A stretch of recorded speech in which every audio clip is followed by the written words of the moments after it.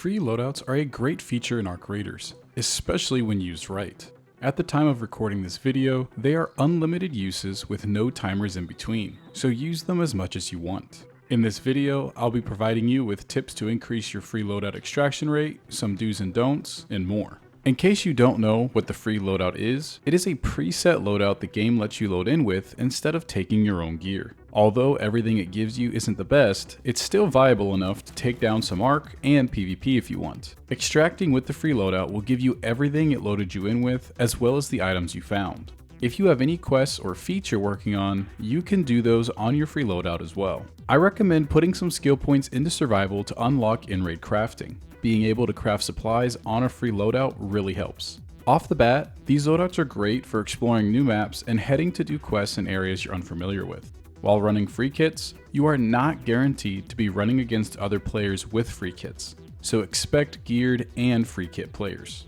Each one will load in with a free loadout augment, which limits you to light shields, 14 backpack spaces, a max weight of 35, and 4 tactical equipment slots. You will also have one of the common weapons, either a Pharaoh, Stitcher, Rattler, or Kettle. I'm pretty sure in previous tests the hairpin was also in the free loadouts, but I haven't seen it since. Hopefully it doesn't return as such because that thing sucks.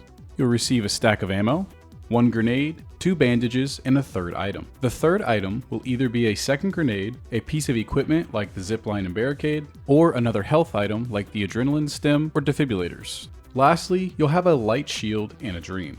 The free loadouts do not come with a safe pocket, so if you find anything worthwhile, run for extract and pray to Scrappy you don't run into a geared team. When running free loadouts, or any for that matter, it's nice to have an interactive map available. You can find these on Arc Raiders HQ and the Arc section of Metaforge. When you spawn in, you can check these to see where other close player spawns are if you're not familiar with them, as well as where possible container spawn locations are. Knowing where the player spawns are, you can determine how fast you want to go to a specific location, or what direction you need to watch while looting near your spawn location. While running free loadouts, it is best to avoid players as much as possible. Sometimes it can be fun to challenge yourself by fighting geared players with the free kits. Chances are, if you're running a free kit, you've had a rough couple of games and you're just trying to recoup some of the gear you've lost. After checking around to see if anybody spawned next to you, the first thing I look for, depending on where I spawn, is Arc husks. These have ammo, sometimes intact Arc drivers, and Arc power cells. Since the free loadouts don't come with any way to replenish your shield, you'll want to grab these when you find some. This way, in case you do find yourself in more combat than you wanted to be in, you have a way to replenish your shields and your health. Wasps and their husks have light ammo, Hornets have medium, and Rocketeer husks have heavy. Although it's not a huge amount, you'll want all the ammo you can get in case you run into hostile players or get overrun by Arc. Luckily, you can find husks in most of the map's outskirts, which is good because you want to hit the outskirts first. Most people don't loot here, but you can find some pretty good stuff. For instance, on Dam Battlegrounds, there's a lot of husks over here, and up here at this side of the map, there's a weapon case spawn in a few containers. I have really good runs 90% of the time while running through here, and very rarely, if ever, have players ever been there. Depending on the map and what exactly I went in for with the free loadout, I like to spend a lot of time on the outskirts. You can find a lot of really good loot here in the various containers and activities available. And a lot of players will avoid these because they want to go straight for the middle for those hot zones. They want to go to the big areas and find the best loot they can. But sometimes I have come out with more loot just doing this than even going and hitting those zones, because sometimes players have already hit them and taken everything that was good. Some people tend to stay away from these activities on free loadouts, but as long as you're careful and pay attention to your surroundings, it can be quite profitable. The activities being supply drops, Arc couriers and probes, and field depots. Supply drops and field depots can have weapons, healing items, ammo, and throwables, which will be very useful to you while you're on the free loadout. Supply drops are among the more dangerous things to do though. It's going to shoot a giant flare into the air that everybody's going to see, so you'll probably attract some players. But the loot that these can have in them is sometimes worth the risk. Arc probes and couriers will have a few Arc components you can use for crafting or recycle into other parts if you need them. While on free loadouts, I try to hit these as much as possible because they are a great source of stocking up on Arc materials. Obviously, play how you want, but when using these loadouts, it's best to avoid the red zones. Most players are going to be going to these and will probably be running actual kits. It's not impossible to win those fights, you just have to be smarter and sometimes get very lucky. My guess is, if you're running the free loadouts, like I said earlier, you're either exploring a new area or you've lost a lot of your gear. Once you have a good understanding of the maps in combat, by all means hit those zones. Nothing is more satisfying than beating a geared player while using a free loadout than extracting with all their loot. When you're running solos with a free kit, you probably aren't looking for a fight. Most of them are not either, whether with a free kit or their own loadout. They are more likely to want to squad up or even avoid you altogether. Most of the time when running solos, the players that shoot me do so then run. They just didn't want to risk getting killed. If you find yourself in a situation where you and another player are aware of each other, use proximity chat or the in-game wheel to try and team up. Now, I'm gonna be real with you, I do not trust anyone I squad up with like this. I'll work with them, but I never let them behind me. Trust issues, I know. When it comes to combat, whether against ARC or players, you're going to want to play heavily to the weapon you're provided. Don't be spraying someone over 50 meters away with a Stitcher, don't start an engagement close range with the Pharaoh, and avoid any large ARC. This might seem like common sense, but I've encountered many free kits rush me with a Pharaoh or try to range me with a Stitcher. That's not smart while using a regular kit, but especially when running a free kit when you have limited ammo and healing items. With the Pharaoh, I find it best to get a shot on someone and then move to new cover. Your goal is to keep them from getting close to you and down them. In this instance here, this player gets a little too close to me because I didn't check that left side enough before I go to the ladder. I try to make a shot at him, end up whiffing it, he gets a few on me, I whiff the second shot, and I start pulling back. My goal is to get to cover. My goal initially with the grenade was to force him back, but instead he kept pushing forward. I wanted to try to heal.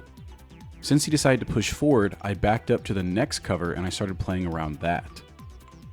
The rest of the fight I spend just playing around cover, forcing him to come to me. Not only does he know I haven't healed, but he knows I have a Pharaoh, so he's going to try to get as close as possible. By constantly pulling back and taking the cover that allowed me to have better line of sight on him than he would have on me, he was unable to get shots off on me and ended up losing the fight. When using the Stitcher or Kettle, you should try to get close but use cover. Don't fight out in the open. Make sure to use doorways and other objects to your advantage. You want to take as little damage as possible during the fight. Again, you have very limited healing resources. Even though these weapons are made to be used up close, I never try to get point blank with them. I leave enough room in case I have to reload, that way I don't take too much damage during the reload process. This clip here provides both good and bad examples of what I'm talking about when taking cover while in close quarters engagements.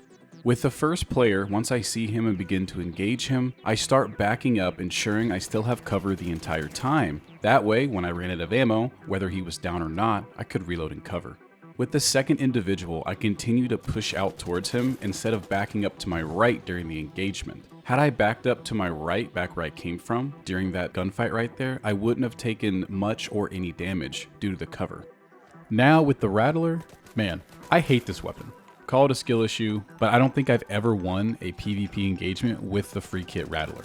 I'm pretty sure I've even dropped to ARC while using it. I just hate this weapon. Do not rush with this weapon. You are not going to be one-magging a player with this, as it doesn't do enough damage, unless they don't have a shield on, then maybe.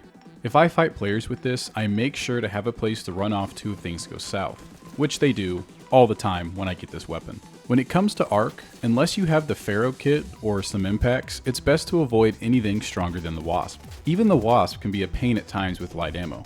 Taking out at least 2 of its rotors and then meleeing them when you can is very effective.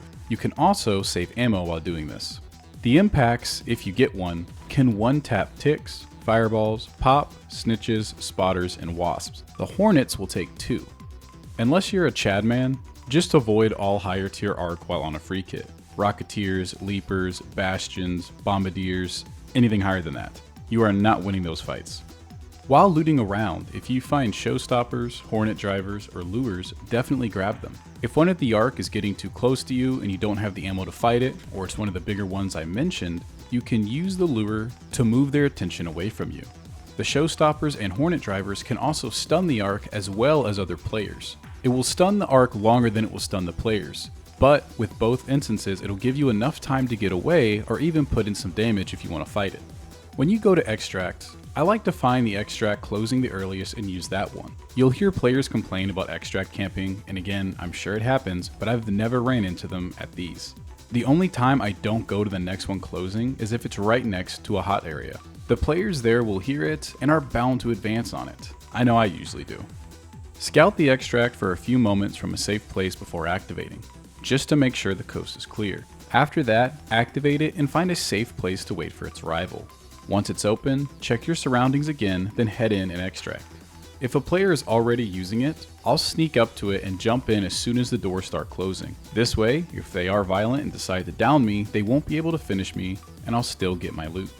I know I've spent a lot of this video recommending that you stay away from PvP as much as possible while using the free loadouts, and there is good reason for that, which I mentioned. But if you would really like to learn and master Arc Raiders PvP, going in with a free loadout specifically looking for PvP can be a great help to you, as the free loadouts are extremely limiting. You're being forced to work with the bare necessities. You don't have anything super strong to lean back on. You don't have those stronger shields, the faster firing heavy weapons, shotguns. You are limited to the bare minimum, and you don't have a lot or even very good heals. You are forced to make good decisions, and you will be punished for not doing so. If you are running your own loadout and you made a bad decision and you went down to like 10 health, you could then pull back and heal yourself with the heals you brought in. While running a free loadout, you don't have that luxury unless you've gone and just looted a ton of heals before getting into combat. So going in and fighting stronger players with these setups can actually help you gain the skills you need to increase your PvP prowess. With that, I wish you good luck, Raiders. Free kits are extremely useful and can bring you in plenty of loot with no risk to your stashed items. Make sure to subscribe for all your Arc Raiders needs. Whether it be tips, guides, or high-level gameplay, I do it all. Thank you guys so much for watching, and I'll see you in the next one.